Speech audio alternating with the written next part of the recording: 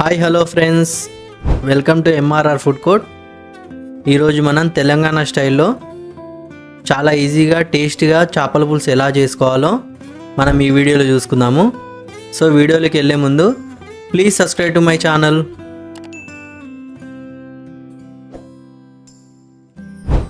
Friends, ఈరోజు చేపల కర్రీలో కలుపుకోవడానికి మనం మసాలా రెడీ చేసుకుందాము. ముందుగా స్టవ్ వెలిగించుకొని ఒక బౌల్ పెట్టుకుందాము. దీంట్లో లైట్గా ఆయిల్ యాడ్ చేసుకుంటున్నాను నేను దీంట్లో. ఫ్రెండ్స్, నేను ఒక ఆనియన్ని చిన్నగా కట్ చేసుకొని ఆయిల్లో వేసుకుంటున్నాను. ఈ ఆనియన్స్ మనం ఇప్పుడు గోల్డెన్ కలర్ వచ్చేందుకు వేపుకోవాలి. ఫ్రెండ్స్ చూడండి, ఇలా ఈ కలర్ వచ్చేందుకు మనం వేపుకుందాము. ఇప్పుడు దీన్ని మనం మిక్సీ జార్లో తీసుకొని వేసుకుందాము.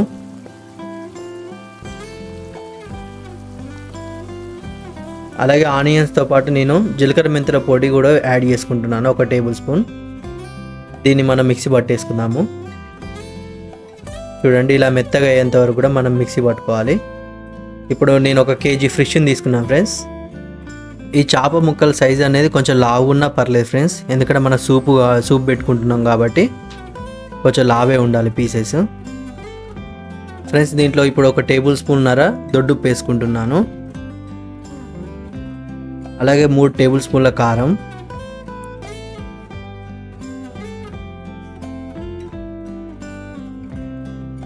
అలాగే 1 టేబుల్ స్పూన్ పసుపు కూడా నేను యాడ్ చేసుకుంటున్నాను. దీంట్లో కర్రీకి సరిపోను కూడా అల్లం పేస్ట్ కూడా నేను అప్పుడే పట్టింది వేసేసుకుంటున్నాను. ఫ్రెండ్స్, మనకి ఏంటంటే అప్పుడే పట్టిన అల్లం పేస్ట్ వేసుకుంటే కర్రీ టేస్ట్ వస్తుంది. అలాగే మనం ముందు పట్టి పెట్టుకున్న మసాలా ఉంది కదా ఫ్రెండ్స్, అది కూడా దీంట్లో యాడ్ చేసుకుంటున్నాను. చూడండి, వీటి అన్నిటిని మనం మంచిగా కలుపుకుందాం. ఇప్పుడు ఈ మసాలా అనేటివి మన చేప ముక్కలకు మంచిగా కలిసేలా కలుపుకుందాము.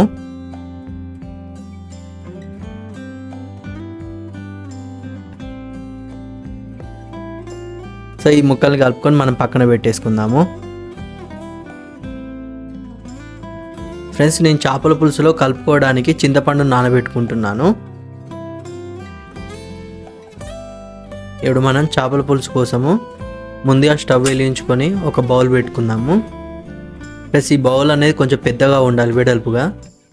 దీంట్లో ఇప్పుడు నేను ఆయిల్ యాడ్ చేసుకుంటున్నాను. ఫ్రెండ్స్, మనం చేపల పులుసు కాబట్టి కొంచెం ఆయిల్ అనేది ఎక్కువనే పోసుకోవాలి.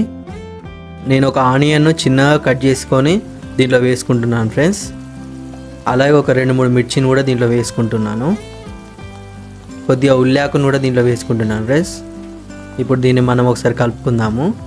ఉల్లాకు వల్ల మన కర్రీ అనేది టేస్టీగా వస్తుంది. నేను ప్రతి వీడియోలో కూడా నేను చెప్తున్నాను. సో దీన్ని మూత పెట్టుకొని మనం ఉడికించుకుందాము. చూడండి, ఇలా దగ్గరికి అయ్యాక మనం మసాలా కలుపుకున్న చేప ముక్కలు ఉన్నాయి కదా ఫ్రెండ్స్, వాటిని దీంట్లో వేసుకుందాము ఒక్కొక్కటిగా. చేప ముక్క అనేది ఒకదాని మీద ఒకటి లేకుండా దూరం ఉండేటట్టు చూసుకోవాలి. అందుకే నేను చేపల పులుసుకి బౌల్ అనేది కొంచెం పెద్దగా ఉండేటట్టు చూసుకోవాలని చెప్పాను. ఫ్రెండ్స్,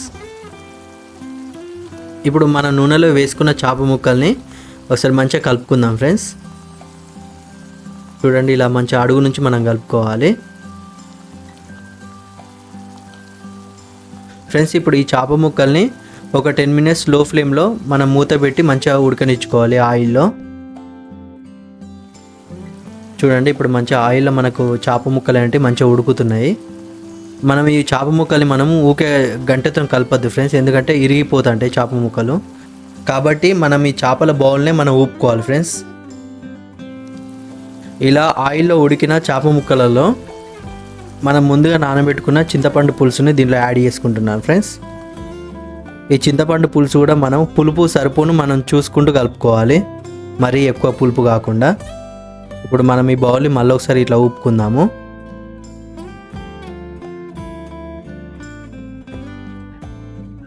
సో దీన్ని మనం ఇప్పుడు మూత పెట్టుకొని ఒక 10 మినిట్స్ మళ్ళీ మనం లో ఫ్లేమ్లో మంచిగా ఉడికించుకోవాలి చేప ముక్కల్ని. చూడండి, ఇలా బాయిల్డ్ అవుతుంటాయి. ఇప్పుడు దీంట్లో నేను కట్ చేసి పెట్టుకున్న కొత్తిమీరను కూడా యాడ్ చేసుకుంటున్నాను. ఫైనల్గా ఒక 5 మినిట్స్ మనం లో ఫ్లేమ్లో మనం ఉడికించుకున్నాక మనకు కావాల్సిన విధంగా చేపల కర్రీ అనేది రెడీ అయింది. ఫ్రెండ్స్, చూడండి, సూప్ కూడా మనకు చిక్కగా వచ్చింది. ఫ్రెండ్స్, ఒకవేళ మనకు చేపల పులుసు ఇంకా దగ్గర కావాలనుకుంటే ఇంకో 5 మినిట్స్ కూడా మనం లో ఫ్లేమ్లో పెట్టుకోవచ్చు.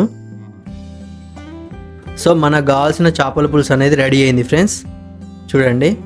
సో ఇంకో మంచి రెసిపీతో మళ్ళీ మీ ముందుకు వస్తాను. ఈ వీడియో మీకు నచ్చినట్లయితే please subscribe to my channel. Thank you.